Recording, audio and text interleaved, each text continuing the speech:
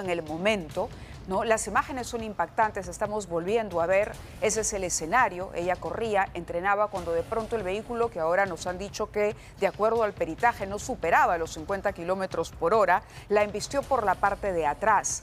Todos los videos que aparecieron después, donde se le ve a él a las 3 de la mañana conversando con su padre, con la enamorada, con su madrastra, la periodista Maricel Linares, nos llevan realmente a pensar que no hubo una toma de conciencia en el momento de la magnitud de lo que había significado esto, de que se había acabado con la vida de una persona que tenía un futuro por delante, sueños que cumplir y una familia que hoy la llora. Pero vamos a ir rápidamente hasta la Dirección de Tránsito de la Policía en La Victoria, porque Candy Quispe se encuentra allí y tiene información importante para poder entender mejor cuál es el marco legal en el que finalmente el juez va a tomar la decisión que dará a conocer mañana por la noche. Candy, te escuchamos. Adelante, buenas noches contigo. ¿Cómo estás? Mávila, ¿cómo estás? Muy buenas noches. Estamos en la División de Investigación de Accidentes de Tránsito. Aquí permanece detenido Adrián Villar, quien se encuentra en estos momentos en la carceleta de esa dependencia policial. Pero hace unos momentos Mávila se ha retirado su abogado, el doctor César Pérez Escobar. Él es el abogado que acompañó en todo momento en la audiencia que se desarrolló el día de hoy de manera virtual y que también pertenece al staff del doctor César Nakazaki. El abogado ha respondido uno de los argumentos de la fiscal Janet Roller, quien está solicitando 9 meses de prisión preventiva. Durante la audiencia, Mávila, en un momento, la fiscal dijo que recién el día de hoy, en horas de la mañana, han presentado los documentos de los etílico. Únicamente lo puede hacer la autoridad competente, sobre todo por lo que tú has dicho, porque ese dosaje etílico que se practica el propio Adrián Villar, se lo toma, la muestra se toma 8 horas después, ¿es correcto? Así es, ha confirmado el Ministerio Público que el dosaje etílico se realizó a las 8:02 de la mañana, más de 8 horas después. Y ahora tenemos un comunicado, Mávila, un pronunciamiento del Colegio Químico Farmacéutico del Perú, quien se ha pronunciado sobre el caso de Adrián Villar, y lo que dicen es que este documento carece de validez pericial en el proceso penal, ya que el peritaje toxicológico exige un cumplimiento de la cadena de custodia que solo lo puede realizar la policía y el Ministerio Público. Mávila.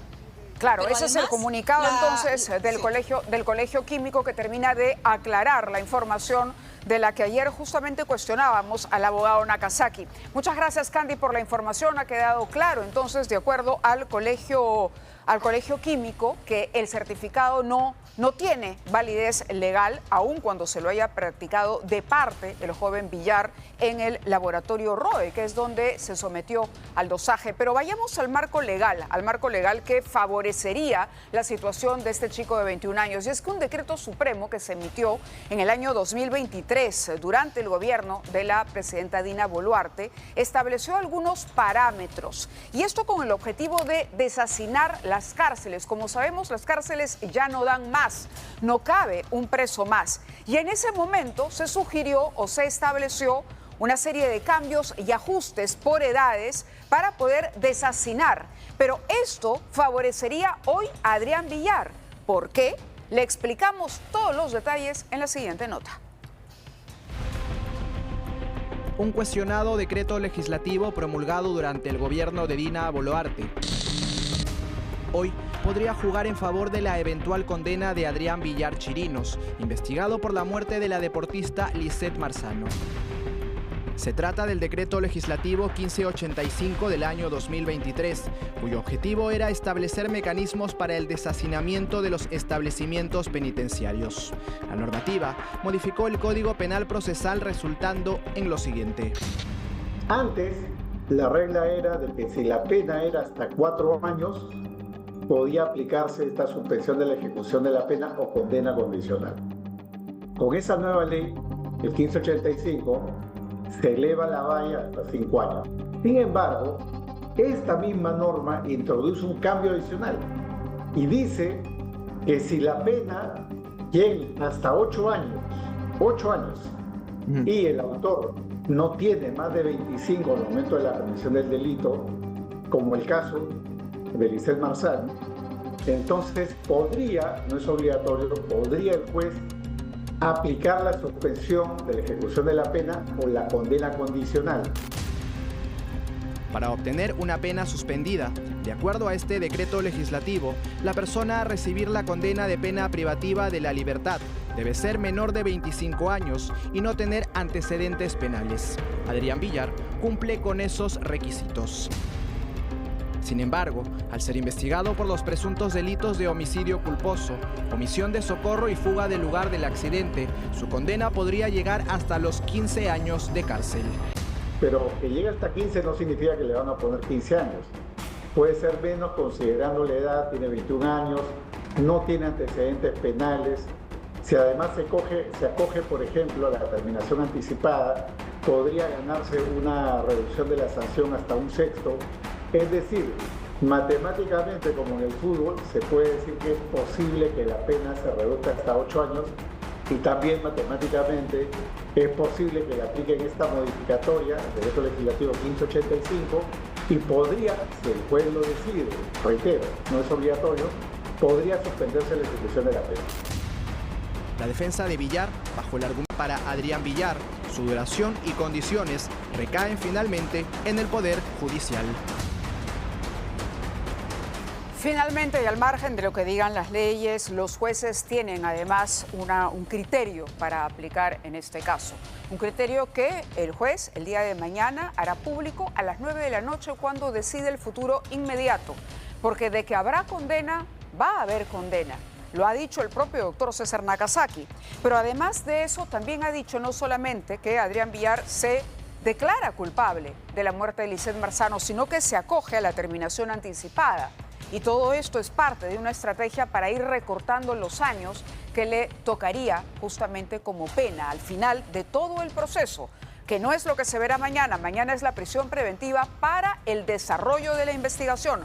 Hay varias pesquisas todavía por realizar, pero se ha presentado una polémica en torno al peritaje que se realizó al vehículo, ¿no? El abogado de la familia Marzano ha denunciado que hay presuntas contradicciones en un peritaje porque se ha revelado ya la velocidad a la que habría estado conduciendo Adrián Villar en el momento preciso, ¿no?, en que ocurre el accidente y finalmente embiste a la deportista. Según el peritaje, estamos hablando de 48,24 kilómetros por hora. Ojo, lo cual no superaría, dice la nota y el peritaje, la velocidad permitida de una avenida que es por la curva sinuosa. No, si bien en esa avenida se permite hasta 50 kilómetros y él iba a 48,24, no llegaba, pero no era la velocidad cuando hay una curva de por medio. Esto, por supuesto, ha irritado a la familia. El abogado de la familia ha dicho que ellos van a insistir y que si es necesario van a apelar y van a pedir un nuevo peritaje porque no creen realmente que haya ido a esa... Vamos a una pausa comercial y vamos a regresar con los detalles de este caso. ¿Qué pasó con la presencia de Maricel Linares, por ejemplo? ¿Qué pasó con ella? ¿Qué está pasando con el gas? ¿Por qué hay tanta preocupación, sobre todo entre los taxistas? ¿Por qué están preocupados? ¿Por qué van a tener que utilizar gasolina? Un problema en el ducto que transporta el gas desde Camisea hasta la costa, una rotura en la tubería, cuya explicación todavía no conocemos, está interrumpiendo el flujo, se ha cortado el flujo. Lo que está llegando ahora es lo que está en el tubo. Y eso ha obligado al Ministerio de Energía y Minas a que declare en emergencia el servicio de gas, sobre todo porque se va a priorizar el uso doméstico y el uso para el transporte de pasajeros, el transporte masivo. Pero ¿cuáles son las repercusiones y cómo entender mejor este problema que realmente, y como comentaremos después, es parte de lo que podríamos denominar, y algunos especialistas ya lo han hecho, una tormenta perfecta para el precio de los hidrocarburos, de los combustibles en nuestro país? Vamos con la nota. El caos impera en los grifos de la capital. La prohibición por 14 días de la venta de GNV para taxis y autos particulares ha desatado el malestar y la incertidumbre entre los conductores afectados. Todo a raíz de la fuga de gas y posterior deflagración en el sistema de ductos de Transportadora de Gas del Perú en Megantón y Cusco el último domingo. Razón por la que el Estado decidió priorizar el abastecimiento únicamente en hogares y transporte público masivo. Los que no van a tener gas son las industrias, los generadores eléctricos, ¿no? Los taxis o autos menores, ¿no? Lo que corresponde hacer es que todos estos sectores usen algún energético alternativo. Tras la medida, el experto en hidrocarburos, Eric García, sostuvo que el precio de los taxis que utilizan GNV sí se incrementaría. Aclaró que el costo de los alimentos en los mercados no tendría por qué subir, al menos no por esta razón. La mayoría de transporte de carga pesada en el país se mueve a diésel, o sea, no es a gas natural. Hay un porcentaje, sí, no mayor, o sea, no llega, vamos a decir, ni el 10%. Aunque advirtió que las alarmas innecesarias podrían generar especulación y posibles aumentos. De otro lado, descartó que vaya a registrarse un alza en las tarifas de luz. Que los precios ya están, ya se compró la energía a un precio, el Oceanamín estableció una tarifa y por más que exista estos eventos, al usuario residencial no le afecta, o sea, no va a haber incremento ahorita para los usuarios residenciales. Desde el domingo 15 de marzo se estaría restableciendo sin distinción la venta de gas natural vehicular.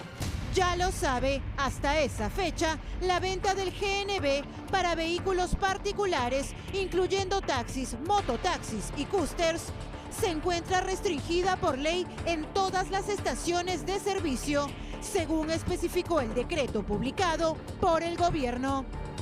Una medida temporal que busca garantizar el abastecimiento en hogares y servicios esenciales. Mientras miles de conductores tendrán que buscar alternativas para seguir trabajando en medio de la incertidumbre. Bueno, la situación está complicada, no es tan sencilla como pareciera. ¿Por qué? Porque todavía no conocemos exactamente qué pasó en Camisea, cómo así se produjo una rotura y cómo es que se ha estimado que en 15 días el problema estará resuelto. Por ahora estamos utilizando el gas que les comentaba, está dentro del ducto y que todavía tiene que hacer su recorrido. Pero también podría haber un impacto en las industrias y es por eso que ya hay gremios que se han pronunciado y están pidiendo una explicación. Pero ¿por qué hablábamos de una tormenta perfecta que puede de pronto incrementar el precio de los combustibles? Porque a lo que ha ocurrido aquí en el Perú se suma un contexto internacional adverso, que es la guerra en Medio Oriente, el ataque de Israel y Estados Unidos contra Irán y la respuesta de Irán a bases norteamericanas en diversos países. Lo que ha hecho y lo que ha decidido Irán además es finalmente cortar el camino por donde sale el petróleo que importamos de este lado del mundo. Por lo tanto, el petróleo sube de precio. Por lo tanto, la gasolina sube de precio. Y más aún, si no tenemos gas, que es nuestro combustible más barato, y hay que usar gasolina, todo esto al final tiene un impacto en la canasta básica, en los productos que hay que traerlos, llevarlos. Además está el inconveniente de las lluvias que han bloqueado carreteras en el interior del Perú. Pero vamos rápidamente con Karina Reina Farge para que nos cuente. Ella está justamente en Breña, en uno de los grifos que abastecen de gas a los vehículos, para que nos cuente cuál es la situación a esta hora, tomando la temperatura entre los taxistas que esperan que el problema se resuelva antes de los 14 días que se han anunciado. Adelante, Karina. Buenas noches, Mávila. Efectivamente, estamos en uno de los grifos más conocidos y más concurridos de Lima, el que está en la avenida Brasil con 28 de julio. Lo primero que queremos mostrarte es, mira cómo están las estaciones de GNV, completamente vacías porque obviamente no se está brindando el servicio como bien lo manda la ordenanza del Ministerio de Energía y Minas. Quería hacer una acotación con respecto a lo que tú vienes señalando, porque si bien es cierto, hay industrias que han mostrado porque falten algunos servicios, ¿no? Sí, Lo que han sí. señalado En el último comunicado del Ministerio de Energía y Minas es que desde el Comité de Operación Económica del Sistema Interconectado Nacional se ratificó que el país cuenta con la capacidad suficiente para atender la demanda de electricidad sin restricciones y que las centrales térmicas duales iniciaron gestiones para reponer stock necesario para la generación de energía. Correcto. Igual, lo que se ha señalado aquí también es que Ocinermin viene verificando los costos. ¿Por qué? Porque no hay GNV, entonces todos tienen que comprar gasolina y es verdad, mira la cola. La cola de la gasolina a esta hora es interminable. Aquí está en más o menos 4 cuadras de la avenida 28 de julio, ¿no? Entonces decimos, obvio, porque igual, digamos que, como diríamos en el argot coloquial, tenemos que andar, no nos vamos a detener. Entonces la cola aquí es interminable, son varias cuadras. Claro, claro. La sí, pregunta es, ¿cuánto cuesta? La Premium, 16,49, y ese es uno de los grifos que se conoce como más económico, ¿no? Pero la situación es compleja para los conductores. La regular, 13,29. Señor, disculpe, solo una consultita. ¿Está viniendo para acá porque es más económico? ¿Ha visto de repente que ha subido la gasolina? Es más económico de la parte. En esta zona. En esta zona es más económico. Porque en algunos grifos está subiendo el costo de la gasolina. En varios, inclusive en este ha subido algunos centavos. Ah, también ha subido. Algunos centavos, sí. Sí, porque el domingo estaba 16, redondo, ¿no? Y ahora estamos en 16,49, que es 16,50, pues, valgan verdades. Sí. ¿Preocupado por esta situación? ¿Sube la gasolina? Bastante, sube todo, en general. Claro. Transporte, movilidad, traslado de mercadería, todo sube. Sí, ¿no? Y nos sube el costo del taxi también. De todos. Claro. Muchas gracias, Todo se señor. afecta, es una Y cadena, es que ahora sin lo que duda, sí. decíamos... Y ahora lo que decíamos ayer, Mávila, ¿no? Si bien es cierto, Ocinermin está revisando que los grifos no suban tanto el costo de la gasolina, perfecto. Pero ¿quién supervisa, ¿no? Que no se suban los costos, por ejemplo, de los alimentos en los mercados. ¿Por qué? Porque al haber racionamiento de combustible, ¿no? Para muchos vehículos, cuesta más traer los alimentos. Y si es así, ¿no? Van a subir los costos en los mercados. ¿Quién ve por el usuario? Otra cosa, o sea, está bien, no va a haber gasolina para los taxis. Los taxistas, por ejemplo, que ahora van a tener que usar gasolina, nos van a cobrar más. Yo te cuento mi experiencia. Hoy día, el taxi que normalmente tomo hasta la estación del Metropolitano, que normalmente me cuesta entre 7 y 8 soles, hoy día me ha costado 9,50. O sea, subió 1,50 más. Claro. El taxi que me regresa al canal me cobra 5 soles más. ¿Por qué? Porque no hay combustible y ya los conductores nos trasladan esa alza a nosotros, los usuarios. ¿Te parece si seguimos conversando con los conductores? Dale, Karina, pero es lo que sucede en un mercado de oferta y demanda. Cuando hay la escasez de un producto, el producto sube de precio automáticamente. Cuando aumenta la demanda, eso es lo que ocurre, ¿no? Hay un impacto sin duda y es por eso que decíamos que el problema no es tan sencillo porque algún impacto va a tener.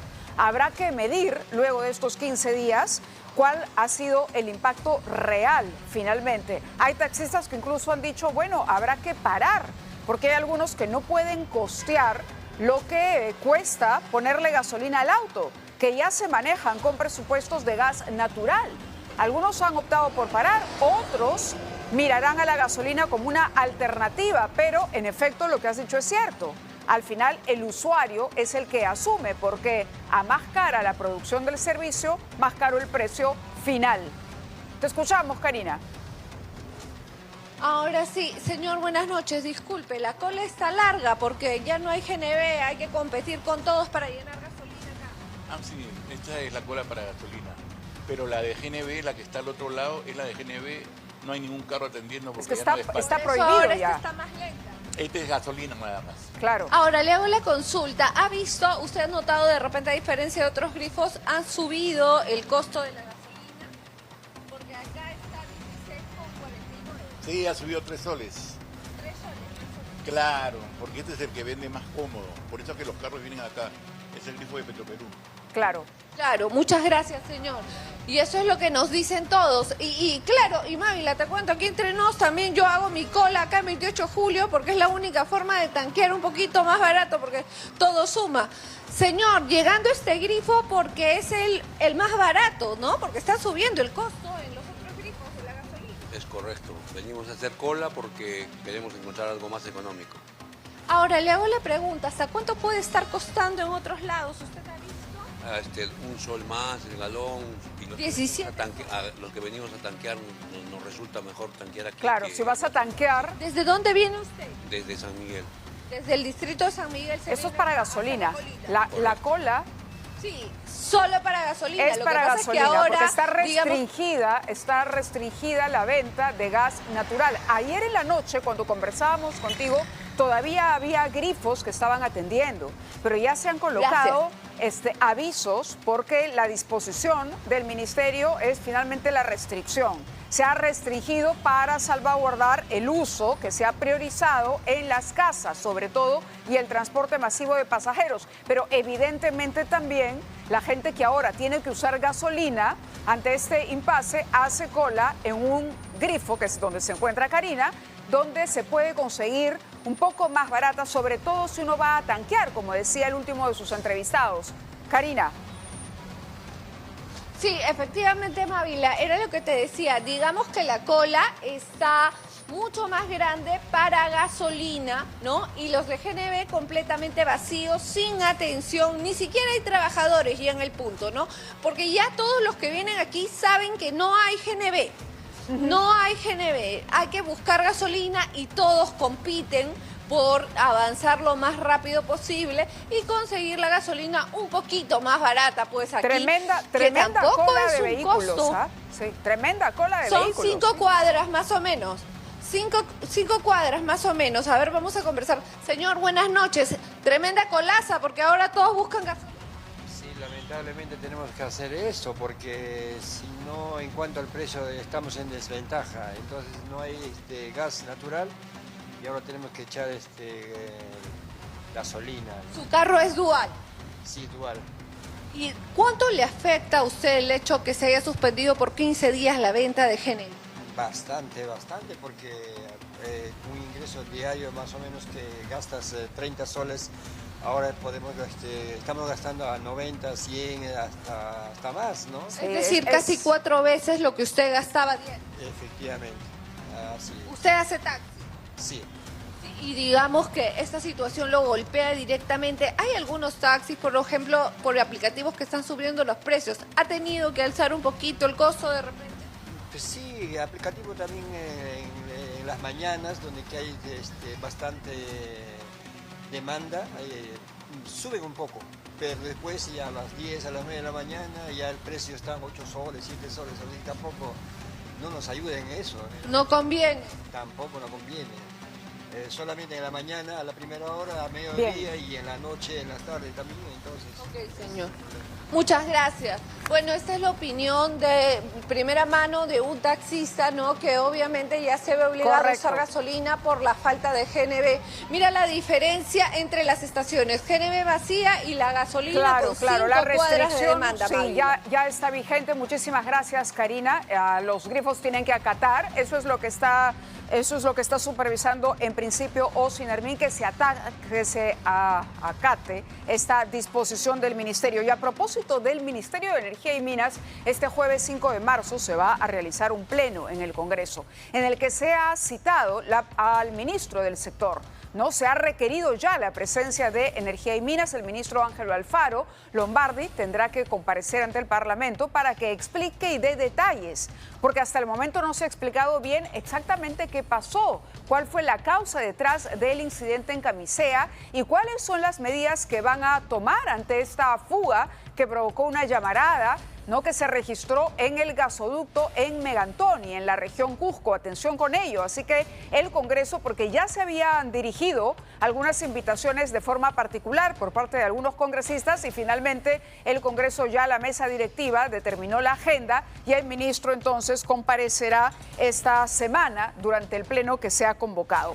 Pero más adelante vamos a hablar, a propósito de ministros, de la situación que enfrenta la ministra de Desarrollo e Inclusión Social. La señora Lili Vázquez está en un problema, y en un problema bastante serio, porque se ha presentado una denuncia por maltrato laboral que incluye hostilidad, afectación a la dignidad en contra de algunos trabajadores de ella cuando se desempeñaba en una subunidad del INAVIF, incluso maltrato contra una trabajadora con discapacidad. Vamos a poner un audio, ponemos un poquito del audio ahora y luego desarrollamos el tema. Chico, fue me pasó todo. Sí, fue en el sábado y más que se le pidió, hay que ponernos la camiseta. Me vieron una casa a las 10 de la noche y tenemos que poner más la camiseta con el bico ejecutivo, con cierto que nos solicitan de más arriba. Chico, fue Bueno, la historia completa de esta denuncia más adelante en el programa con todos los detalles en un informe de Jessica Lara. Pero ahora tenemos una noticia que compartir con ustedes. No es la primera vez, pero igual nos indignamos. Una niñera ha lanzado a un bebé de 7 meses contra un sofá. Una niñera, es decir, la persona a la que los padres le confían el cuidado de lo más sagrado que alguien puede tener en la vida, que es su hijo. Luego de la denuncia que hicieron, la han dejado libre. Lo peor de todo es eso, la dejaron libre y por falta de pruebas. ¿Qué pasó? Vamos con la nota.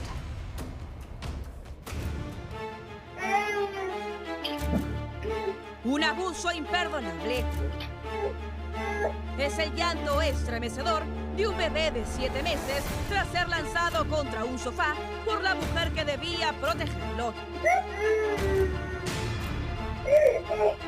El pequeño descansa sobre una manta y su niñera lo despierta sin delicadeza absoluta, provocando su llanto. La agresora enciende las luces de la sala.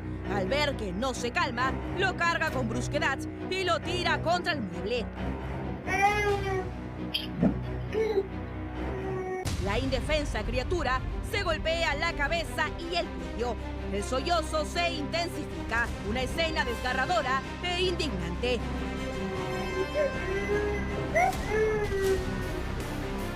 La mujer vuelve a cargarlo buscando calmarlo, pero lo que no sabe es que está siendo grávida. Desde hace casi 3 meses, Jocelyn Andrea Díaz Ávila, de 32 años, madre del menor, había contratado a su vecina para encargarse del cuidado de sus 3 hijos. Nunca pensó que se atrevería a cometer semejante maltrato. Todos los domingos me venía a cuidar a mi bebé, de 5 de la mañana hasta 6 de la tarde. Estamos yéndonos a trabajar, a mi esposo le digo, corre a la casa. Lo único que es agarrar a mi bebé, abrazarlo y llorar. Y mi hijito del cuarto, el de 12 años, sale, me dice, yo te dije, mamá, yo te dije que esa mujer es una bruja. Y ella, ¿qué ha pasado? Yo no he hecho nada. ¿Qué ha pasado? ¿Por qué has regresado? Yo solamente le dije, lárgate, no te quiero ver. Mi hijito no habla. Más adelante mi hijo puede quedar con una secuela, algo, un hematoma en la cabeza, y no sabemos desde cuándo la ha lanzado ella. La familia colocó la denuncia y Josefa González Cárdenas, de 55 años, quedó detenida. Sin embargo, la fiscalía dispuso su libertad. Aseguran por falta de pruebas. ¡Justicia! ¡Justicia! ¡Justicia! ATV Noticias la buscó en su domicilio, pero no logramos hallarla. No va a venirme a poner lo que yo tengo que hacer como fiscal. Su hijo está todo bien, no hay nada. Y probablemente acá un par de horas ya la señora se va en libertad porque no hay nada, no tiene un moretón, no tiene un rasgado. ¿Cuál es el nombre de este fiscal? Gabriela Róspido Ochoa, segunda fiscal de investigación del Callao. Lo peor de todo es que esta niñera también ha trabajado en otras casas de la urbanización Villa Señor de los Milagros en Carmen de la Legua. Ahora exigen justicia por todo el daño ocasionado contra una inocente criatura. Las imágenes son bien chocantes, las imágenes son bien chocantes, sobre todo porque en efecto se ve claramente cuando la mujer carga, está acurrucando, meciendo al bebé y de repente lo lanza. Lo que hace literalmente es lanzarlo. Desde aquí, obviamente, hemos cubierto nosotros el efecto porque hay que cuidar la identidad de la pequeña, pero evidentemente hay un movimiento brusco. Lo que no se descarta es que esta no haya sido la primera vez, ni que haya ocurrido en los otros lugares donde esta mujer ha trabajado. La fiscal dice que no hay un daño evidente, correcto, pero a veces uno se pregunta, ¿y realmente hay que esperar que haya un daño? Es decir, que un niño tenga un moretón, que un niño tenga, no sé, algún impacto, un golpe, una herida, algo para reaccionar y sancionar a quienes deberían cuidarlos en lugar de que uno tenga que poner una cámara de seguridad para vigilar a quien cuida a su hijo y se lleve una sorpresa tan ingrata como esta. En fin, vamos a otros temas porque un triple choque se produjo entre una camioneta, un auto y una minivan. Esto ocurrió en la carretera central, dejando al menos a 14 personas muertas. 14 personas murieron por este accidente. Tras el impacto, los vehículos cayeron al río Rímac con más de 25 pasajeros a bordo. Un accidente que ocurrió en un sector conocido como Infiernillo. Están viendo ustedes ahí las imágenes de las labores de rescate. Entre las víctimas había una mamá, una madre que perdió la vida. Su hija de 6 años está desaparecida. No se sabe nada de la pequeña. También se han reportado por lo menos 4 personas heridas, además de los difuntos. Más de 15 personas muertas en este accidente que vuelve a enlutar las carreteras de nuestro país. Dicho esto, vamos a una muy breve pausa, pero también está la situación de este supuesto viaje que habría realizado Adrián Villar a Cajamarca.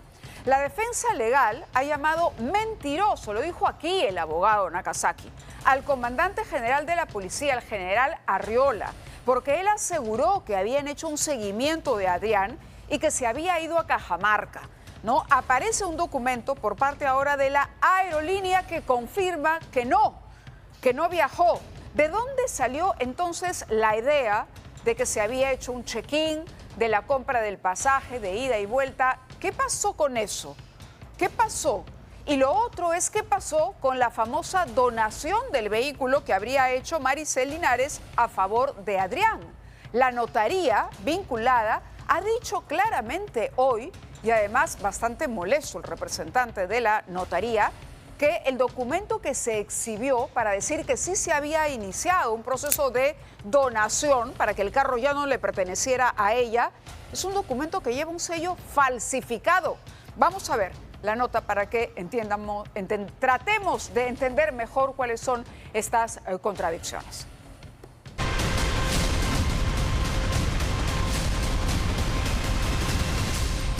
Este es el documento presentado por la defensa de la periodista Maricel Linares en su intento de eximirla de responsabilidad civil en el caso Lisette Marzano.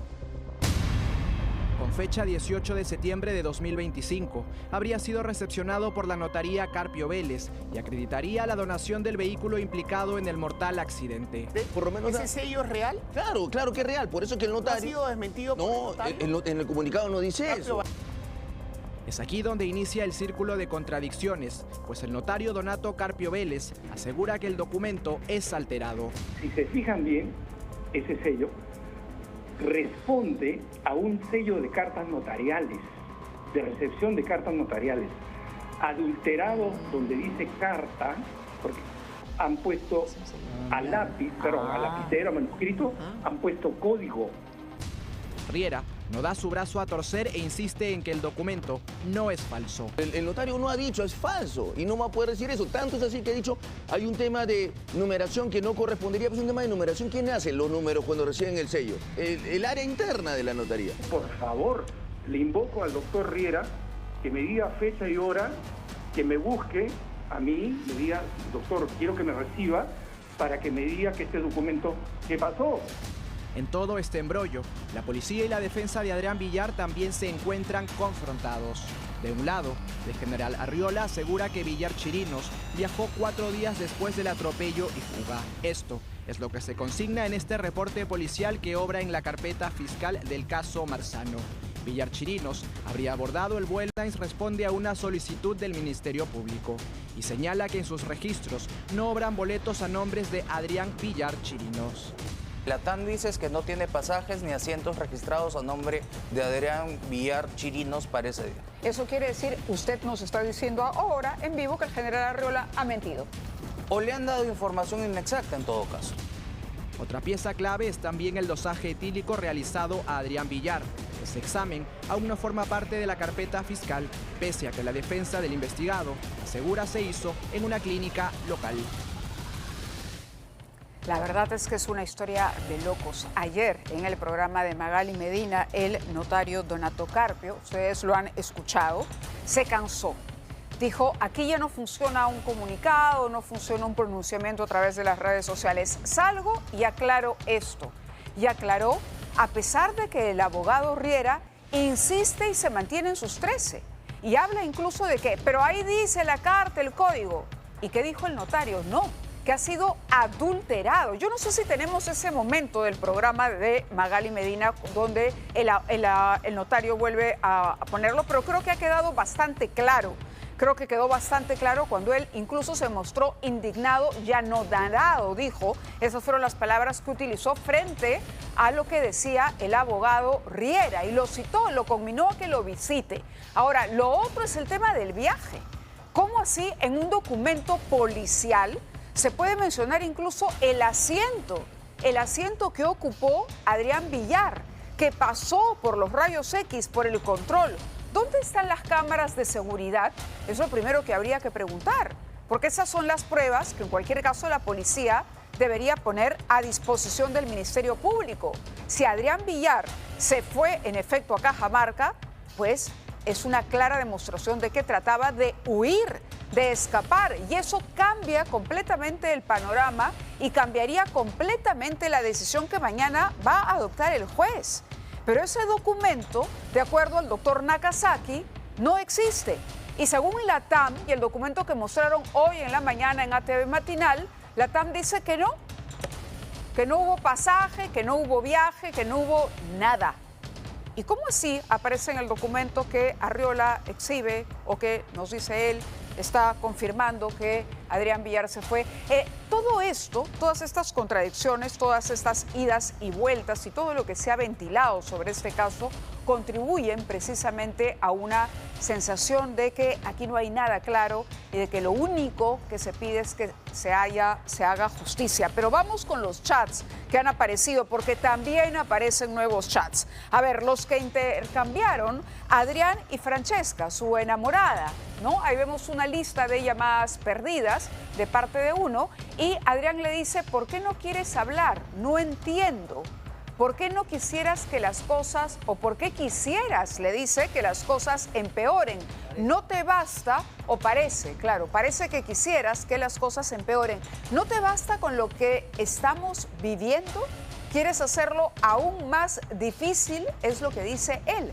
Ahí ven ustedes en la parte superior, esta es una captura de pantalla del teléfono celular de Adrián. Pero veamos lo que dice la respuesta, ¿no? Dice, pero ahora ni siquiera quiero hablar de ese tema. Hola, Adrián, le responde Francesca, en realidad me preocupa Lisette, me preocupa su familia, me preocupas tú, me preocupa tu hermana, preocupa todo, ya perdí mi trabajo, me atacan hace días sin parar. Hace días, ¿ah? Hace días, dice. Porque claro, ya la noticia era de conocimiento público y ellos seguían intercambiando los chats. Preocupa todo, dice, sin parar en las redes. Ayer han venido periodistas a mi casa. La gente me desea la muerte y lo que más lamento es que aquella madrugada que viniste con tu papá, cuando el mío quiso llevarte a la comisaría para que te entregues y te hagan el dosaje, no lo hicieron. Y se fueron a buscar otros abogados. Y como lo sabrás, esa recomendación te la hizo mi papá porque te quiere mucho y te quería evitar que pases por todo esto. Ahí que dice 0525. Bueno, esto es en la madrugada, días después del accidente. Lo siento mucho, responde Adrián, pero no puedo hacer nada para cambiar el pasado. De verdad, lamento mucho lo que está pasando. Fran, a todas las personas que amo, las he salpicado con esta mierda de alguna forma u otra y no tienes idea de cómo lo siento. Pero aún así todas esas personas están apoyándome y dándome fuerzas. Parece que la única que se aleja cada vez que pasa algo eres tú. Deberíamos estar juntos en esto, no cada vez más separados. Dijiste que me apoyarías en todo momento, pero lamentablemente no siento que lo estés haciendo. Solo lo haces cuando tú te sientes mejor. Es el reproche de parte de él. Lo que queda claro es que pasaron días antes de que finalmente se admitiera la responsabilidad y de que el día de hoy, después de mucho, escucháramos palabras de Adrián de arrepentimiento y de perdón hacia la familia de Lisette Marzano. Vamos a escuchar el byte famoso. Debe prestar más atención caminando y tratando de encontrar soluciones, pero esas soluciones no pasaban por ponerse a derecho, que es lo más importante. Él no se puso a derecho y ya en ese momento sabía que había muerto una persona a la que él no había socorrido. Y lo sabía también su padre, y lo sabía también la pareja de su padre, la periodista Maricel Linares, y lo sabía también la enamorada y el papá de la enamorada. Estamos atentos a lo que decida entonces el día de mañana el juez con relación a la prisión preventiva de 9 meses. Dejamos este tema por ahora y nos abocamos a la situación que está enfrentando la ministra de Desarrollo e Inclusión Social. Porque, a ver, hemos recibido una denuncia en su contra por maltrato laboral, pero no ahora que es ministra, sino cuando ella dirigía una subunidad en INAVIF. La denuncian de malos tratos, de agresión, de hostilidad laboral, incluso a una trabajadora con discapacidad. La denuncia la investigó Jessica Lara y este es el reportaje. Juró como titular del Ministerio de Desarrollo e Inclusión Social hace apenas una semana. Sí, juro. Pero mientras prometía velar por los más vulnerables, una grave denuncia en su contra avanzaba dentro de la institución que lideró hasta horas antes de asumir como ministra. Comenzó a insultar a las personas que se dejaban, ¿no? Sobre todo los varones, los caballeros. Le decía, eres un escaso. Yo sé cuidar mi cuerpo, entonces, pero si tú cargas todo y de ahí te pones mal, es responsabilidad del mismo servidor, porque más te contestando con un tema que eso no puede ser la jefe eso. El 23 de diciembre de 2025, 5 trabajadores de la Subunidad de Desarrollo del Talento Humano del INAVIF presentaron una denuncia colectiva contra la actual ministra del MIDIS, Lili Norca Vázquez Dávila, por presuntos actos de hostilidad laboral y afectación a la dignidad. Según una de las presuntas víctimas, Vázquez habría emitido expresiones denigrantes contra su personal. A los chicos les decía escasos, que no razonaban, que no la ayudaban, que no tenían ideas, que por acá, y no, es que ya tenían funciones, pues teníamos funciones. Ella pensaría que éramos presos, así como los presos que hay que tratarlos así cuando no hacen caso, así.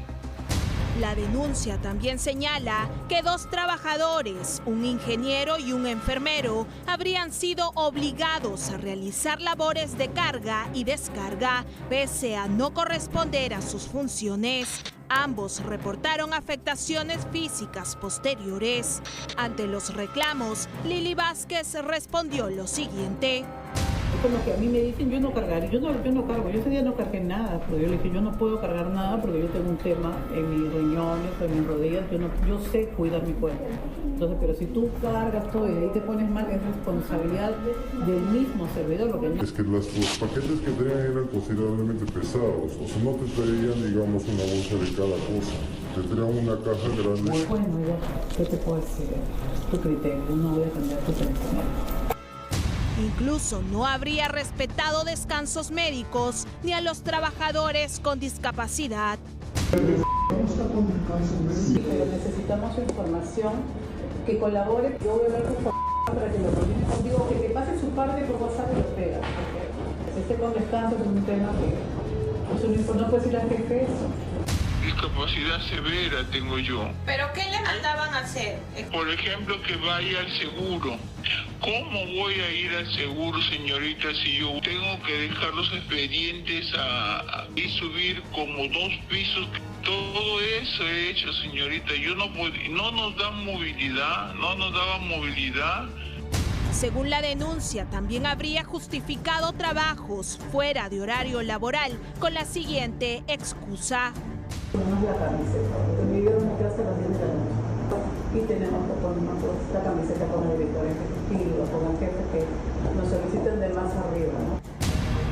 Lo que llama la atención es que a los 2 días de asumir como ministra de Estado, la abogada que investigaba la denuncia al interior del INAVIF fue cesada de su cargo. Fuentes internas revelan que su adjunta hace unas horas también fue relevada. Congresistas ya han tomado conocimiento del caso y han pedido un pronunciamiento al Ministerio de la Mujer.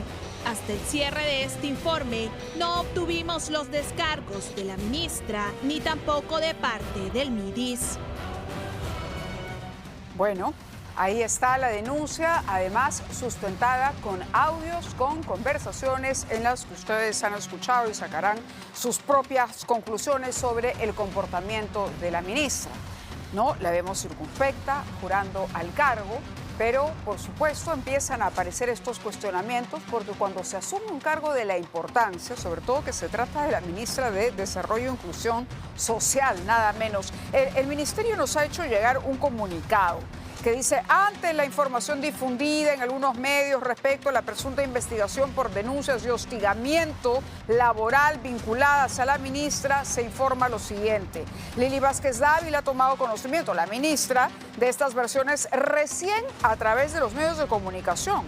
No ha sido notificada formalmente sobre la existencia de procedimiento administrativo disciplinario. Ok, hasta ahí no niegan los hechos, ¿no? En contra, ni ha recibido comunicación oficial. Los procedimientos administrativos disciplinarios que se desarrollan en las entidades públicas son de carácter reservado y se rigen por las garantías del debido proceso. Vamos a escuchar nuevamente uno de los audios para reiterar y para que ustedes vuelvan a escuchar lo que dice el trabajador. Aquí el comunicado hasta el momento dice que esas denuncias se deben manejar dentro de lo reservado. Pero vamos, el trabajador ha presentado su denuncia y trajo los audios. Escuchemos. Le dije, yo no cargaré, yo no cargo, yo ese día no cargué nada, porque yo le dije, yo no puedo cargar nada porque yo tengo un tema en mis riñones o en mis rodillas, yo sé cuidar mi cuerpo. Entonces, pero si tú cargas todo y de ahí te pones mal, es responsabilidad del mismo servidor. Es que los paquetes que traían eran considerablemente pesados, o sea, no te traían, digamos, una bolsa de cada cosa, te traían una caja grande. Bueno, ya, ¿qué te puedo decir?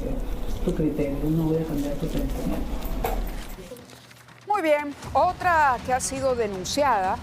La declaración jurada de hoja de vida de la candidata presidencial por Fuerza Popular, Keiko Fujimori, ¿no? Entonces, me ha llamado la atención de que en este he visto pues, que hay una declaración falsa en su hoja de vida. Este hombre, llamado Rider Perea Ducayali, ha denunciado ante el Jurado Electoral Especial de Lima Centro 1 a la lideresa de Fuerza Popular Keiko Fujimori por presuntamente ocultar empresas en su hoja de vida. En su currículo, Fujimori consignó no poseer acciones en ninguna compañía. Sin embargo, en su NAT figura como titular gerente de Kiara 29, una empresa vigente fundada en el 2022 para actividades artísticas y de entretenimiento. Como ciudadano, tengo todo el derecho de conocer de las declaraciones juradas de aquellos candidatos que van a ir, en este caso, a la primera magistratura de la nación. En diciembre del año pasado, los candidatos presidenciales inscribieron sus candidaturas y presentaron por ende sus hojas de vida. En febrero de este año, Keiko Fujimori recién transfirió las acciones a su hija Kiara, según registros públicos. ¿Acarrea alguna falta esta omisión? Cuando se trata del tema de el omitir información o dar información falsa en declaración jurada hoja de vida por el tema de bienes y rentas, lo que hay son multas. Ahora lo hace con multas que van entre 1 y 10 UITs. Un lío en el que también están metidos los candidatos presidenciales Alfonso López Chao y Mario Vizcarra. El Jurado Electoral Especial de Lima Centro 1 consignó que el candidato de Ahora Nación no consignó en su hoja de vida ser accionista en la empresa Centro Médico Gestión, mientras que el postulante de Perú Primero no puso ser socio de CIM Vizcarra. Es una gran lección. También están en la colada, por omisión de información, los candidatos presidenciales Enrique Valderrama. Se aplique una multa, lo dirá el jurado y por supuesto les informaremos cuál es el resultado. Por otro lado, Daniel Urresti, el polémico Daniel Urresti, ha recuperado su libertad y esto luego de que el Tribunal Constitucional dejara sin efecto la sentencia que lo condenaba a 12 años de prisión. Ojo, el tribunal no ha dicho que Urresti sea inocente. No se ha pronunciado sobre el fondo, sino sobre la forma.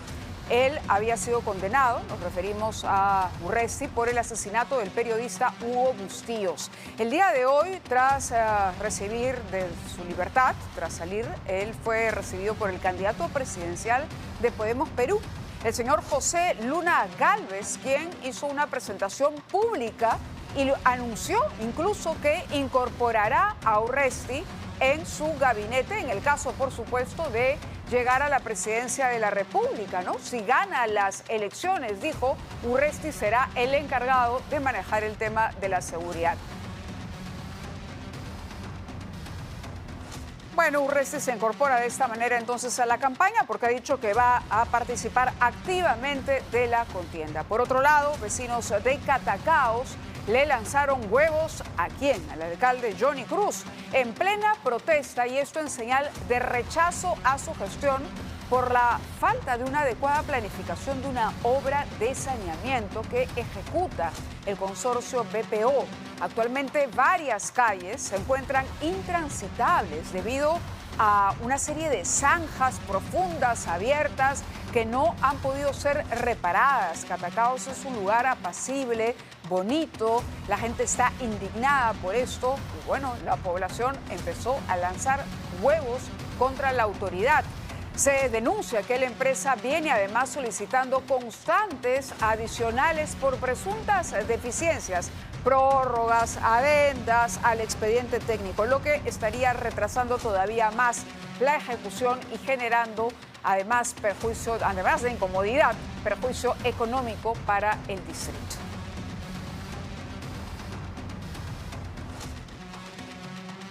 A tirar huevos y botellas y por eso esta obra de saneamiento ha llegado aquí los moradores con sus distintos caravanas. Algunos colegios ya iniciaron las clases escolares, otros están por iniciar, pero es importante de lo que vamos a hablar a continuación porque el Ministerio de Educación ha separado a 273 trabajadores, maestros en su mayoría, por delitos graves, la mayoría por violación sexual. Esto a nivel nacional. Calculen ustedes, las cifras reabren un debate sobre los filtros y los controles, es decir, a quienes estamos entregando la responsabilidad de la educación, la enseñanza, pero además el cuidado de nuestros hijos. La nota. A casi un mes del inicio del año escolar, muchos se preguntan sobre la seguridad dentro de las aulas. Entre el 14 de octubre del 2025 y el 12 de febrero de 2026, según el Ministerio de Educación, separó a 273 trabajadores de colegios públicos y privados, 243 profesores y 30 administrativos. Todos ellos fueron retirados por estar procesados o contar con condenas por delitos graves. 254 procesados por violación sexual, 9 por terrorismo, 7 por proposiciones sexuales a menores, 2 por tráfico ilícito de drogas y 1 por secuestro. Si bien es una noticia saludable y halagüeña que se estén separando a cerca de 250 maestros y administrativos, tengo que llamar la atención que es una cantidad todavía muy pequeña. Y solo en lo que va del año, 134 docentes fueron separados por violación sexual. Cifras y delitos que resultan realmente preocupantes y que vuelven a evidenciar la exposición al riesgo de los escolares dentro del sistema educativo. Yo cuando estuve en el ministerio ya hace más de 10 años, habían como 700 que deberían ser separados. Los indicios posibles de haber cometido alguna de estas faltas no siempre se produce antes de ingresar al servicio educativo, sino ya en el servicio educativo. Con más de 200 docentes separados por delitos graves como violación sexual, se reabre el debate sobre el control dentro del sistema educativo. La pregunta es, ¿qué está pasando con los filtros de ingreso y el control dentro del sector? Sí se está filtrando al personal, tanto a nivel de prevenir su ingreso como también cuando se vincula. ¿Qué acciones venimos realizando? ¿Por qué vienen sucediendo estos hechos? El abordaje que se viene dando para prevenir, porque es una norma que dispone de medidas justamente preventivas para que no estén sucediendo estos casos. Como política normativa se viene ejecutando estas separaciones. El sector asegura que existen filtros previos al ingreso del personal. Sin embargo, las cifras vuelven a poner sobre la mesa si estos controles y los mecanismos de alerta están siendo suficientes para detectar a tiempo estos casos. Hoy por la mañana, el representante de UNICEF en el Perú, preocupado, advertía, tras analizar los planes de gobierno, el poco peso, la poca importancia que le dan muchos candidatos y muchos partidos políticos a la situación de la niñez. Al tema del aprendizaje, por lo menos, ¿no? Si bien es cierto, lo abordan, las políticas para proteger a las niñas, a los adolescentes, a las niñas, a los niños, a esta población vulnerable que encargamos a los maestros, no trae consigo una política pública que pueda garantizar la integridad. Y en los últimos años es increíble cómo la cantidad de casos de violación, por ejemplo, de abuso sexual en colegios, nosotros lo vivimos y lo denunciamos. Pero en los últimos años lo hemos visto con una frecuencia inusitada. Increíble, sobre todo porque vamos llegando al final de un periodo presidencial que empezó con un maestro en la presidencia de la República y con una bancada magisterial. Y hay que decirlo con todas sus letras. Si hay algo en lo que le ha fallado el Congreso y el Ejecutivo es a la educación. Lo han hecho muy mal, sumamente mal, no solamente en este tema, sino también, bueno, la funcionaria decía, estamos aplicando filtros. Y yo digo, si así están las cifras con filtros aplicados, ¿cómo será?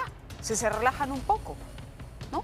Nombramientos, en fin, vamos a ver de que se corrija este tema porque es prioritario. Pero el caso, volviendo al caso de Lisette Marzano, que es el caso que nos ha ocupado ya buena parte del programa esta noche, evidencia pues una situación de crisis vial en nuestro país, ¿no?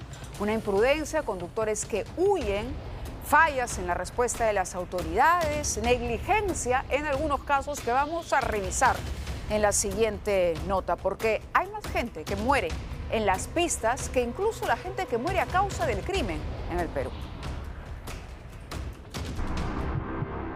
El caso de Lisette Marzano pone de relieve una vez más lo que es quizás la principal causa de muertes violentas en el país. Su atropello en San Isidro expone no solo la imprudencia en las pistas, también las fugas y la fragilidad del sistema de respuesta de las autoridades.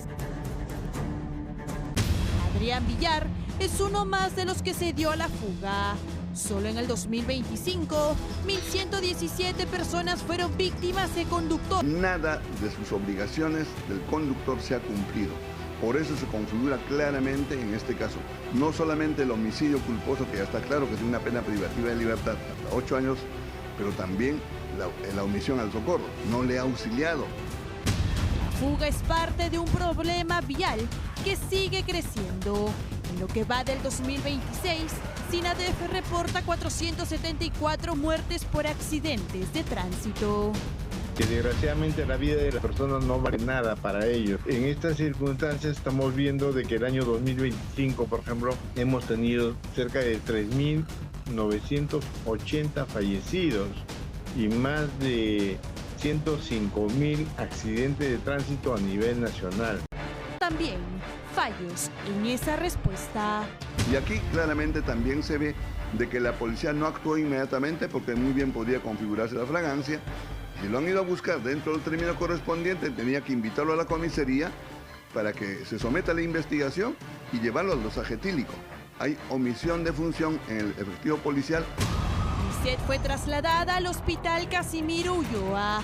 Establecimiento de salud.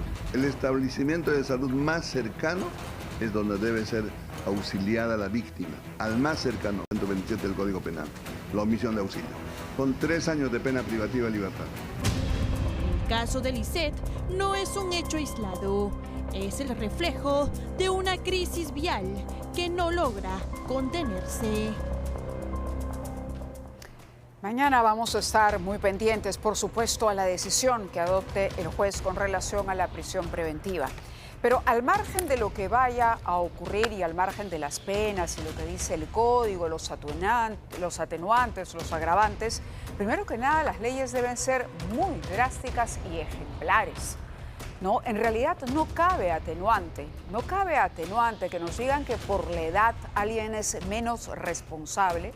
Se debería aplicar la ley de manera drástica. Una persona que provoca una muerte por negligencia, este chico ha dicho en algún momento que se quedó dormido, no debería volver a manejar, o por lo menos debería dejárselo sin la posibilidad de hacerlo durante 20 años. Si no se hace de esa manera drástica, lamentablemente no vamos a aprender. Y por otro lado, nos estamos convirtiendo cada día más en una sociedad que tolera cierto nivel de corrupción, que tolera la corrupción, y aquí me refiero a comportamientos poco claros de la policía o el Ministerio Público, con una sanción ejemplar incluso durante las investigaciones. Nos vamos. Muy buenas noches.